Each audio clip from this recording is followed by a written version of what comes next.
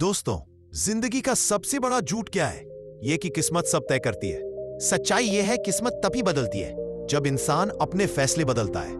आज मैं आपको एक ऐसे लड़के की वीडियो दिखाने वाला हूं जिसने अपना एक फैसला अपनी पूरी जिंदगी को पलट दिया। एक छोटा सा कस्बा, टूटी हुई सड़कें, पुरानी दुकानें, शाम की धूल भरी हवा। उसी शहर में रहता था अभय।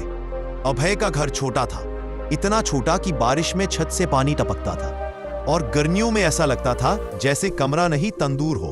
उसके पिता रिक्शा चलाते थे। सूरज की तेज धूप, ठंडी हवाएं, बारिश, कुछ भी उन्हें रोक नहीं पाता। उनके हाथ हमेशा खुरदरे रहते थे और पीठ पर पुराने दर्द की लकीरें साफ दिखती थी। माँ घरों में सबके कपड़े सीती थी, खुद के लिए कभी नया कपड़ा नहीं खरीदा।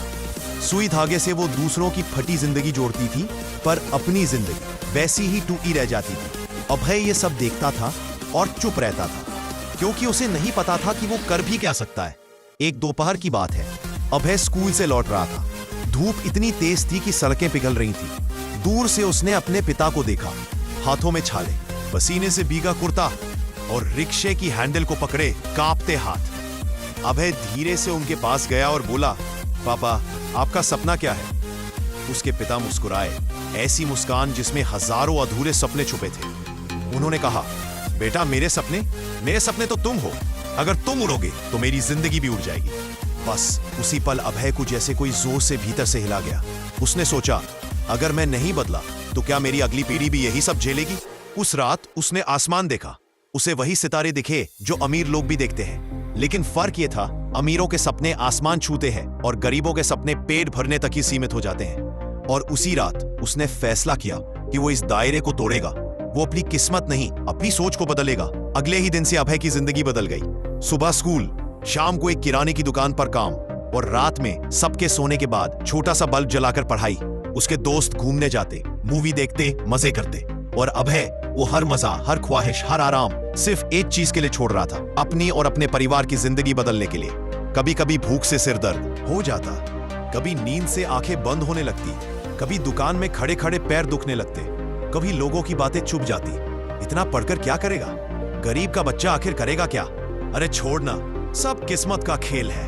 पर अभय चुप रहता, क्योंकि उसे पता था लोग वही बोलते हैं जिन्हें खुद कोई दिशा नहीं मिलती। सफलता कभी सीधी नहीं मिलती, और अभय भी इससे नहीं बचा।